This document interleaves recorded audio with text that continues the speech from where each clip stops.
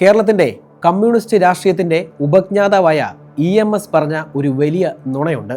അതൊരു അന്താരാഷ്ട്ര സംഭവവുമായി ബന്ധപ്പെട്ട നുണയാണ്. അതിൽ അമേരിക്കയും ഇറാഖും പെടും. ഈ കഥ പെട്ടെന്നങ്ങ് പറഞ്ഞ് നിർത്താൻ സാധിക്കുന്ന ഒന്നല്ല. ചരിത്രത്തിൽ കൂടി അല്പനേരം നമുക്കൊന്ന് സഞ്ചരിക്കണം. എന്തായിരുന്നു EMS പറഞ്ഞ ആ സദ്ദാം അമേരിക്ക അനുബന്ധ വാചകം? കാണാം ഒരു നാൾ ഒരിടത്ത്.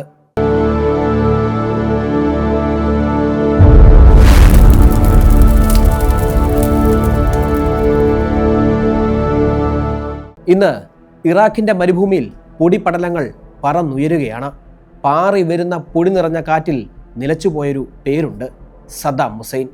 ഒരു സാധാരണ ഗ്രാമത്തിൽ ജനിച്ചവൻ. പക്ഷേ അവൻ്റെ കണ്ണുകളിൽ ഒളിഞ്ഞിരുന്നത് അതിരുകൾ താണ്ടാനുള്ള ഒരുതരം വൈൽഡ് അംബീഷനായിരുന്നു.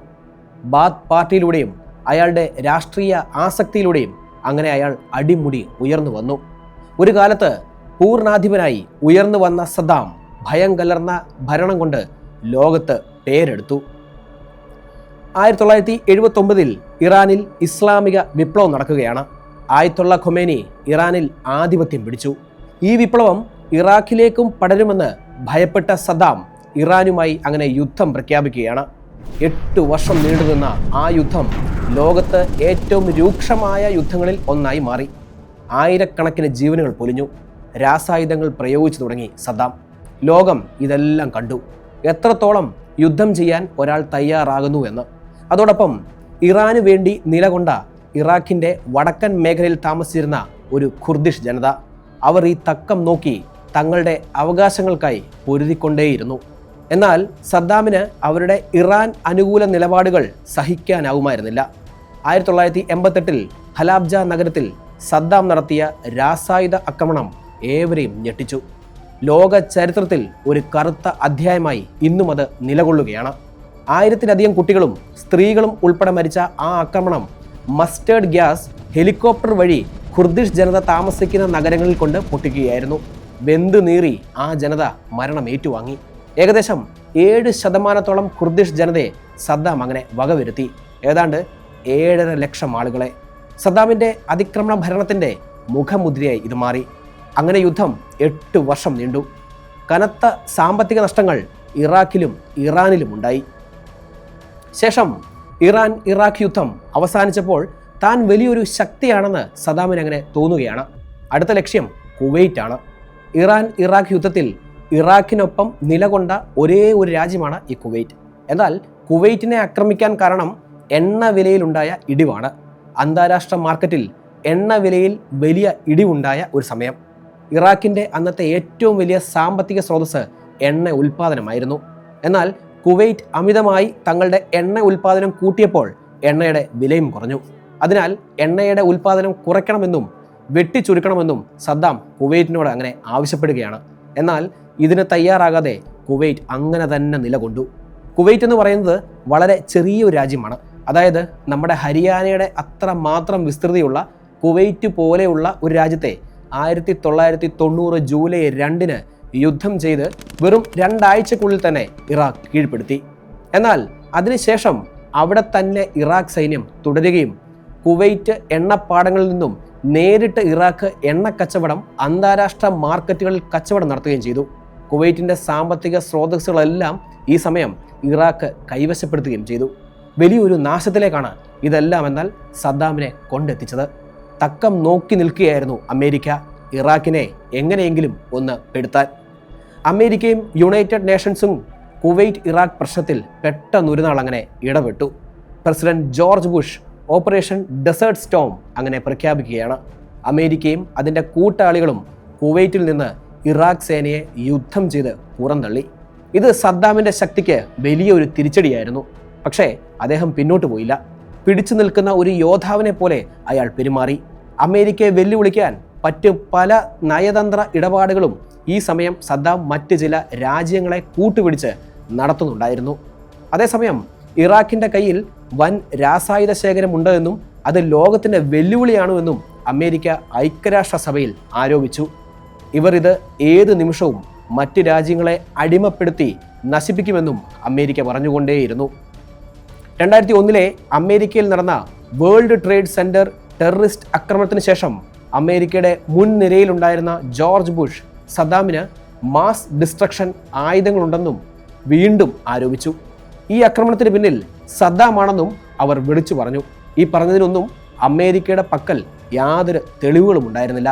എങ്കിലും ഇറാഖ് ആക്രമിക്കപ്പെട്ടു. അമേരിക്ക ഇറാഖിൽ ഇറങ്ങി. ഓരോരോ ഇറാഖ് പ്രവിശ്യകളും അമേരിക്കൻ സൈന്യം പിടിച്ചെടുത്തു. 2003 സദ്ദാം ഭരണം പാളി. അദ്ദേഹം ഒളിച്ചോട്ടം തുടങ്ങി. അമേരിക്കൻ സൈന്യം ഇറാഖിൽ തമ്പടിച്ച് യുദ്ധം ചെയ്തു. സദ്ദാമിൻ്റെ അനുയായികളെ ഒന്നൊന്നായി പിടിച്ച് കൊന്നുകളഞ്ഞു. സദ്ദാമിനെയും അദ്ദേഹത്തിൻ്റെ മക്കളായ അടുത്ത ഇറാഖ് ഭരണാധികാരി ആകേണ്ടിയിരുന്ന ഉദയ് ഹുസൈനെയും രണ്ടാമത്തെ മകൻ കുസൈ ഹുസൈനെയും പിടിച്ച് നൽകിയാൽ ഏകദേശം 128 കോടി ഇന്ത്യൻ രൂപയാണ് 2003 അമേരിക്കൻ സൈന്യം പ്രഖ്യാപിച്ചത്. സദ്ദാമിനെ ഒറ്റുകൊടുത്താൽ 256 കോടി രൂപയും. അങ്ങനെ അമേരിക്കൻ സൈന്യത്തിന് ഒരു ഇറാഖി പൗരൻ ഉദയ് ഹുസൈനും കുസൈ ഹുസൈനുമുള്ള രഹസ്യ താവളം ഒറ്റുകൊടുക്കുന്നു.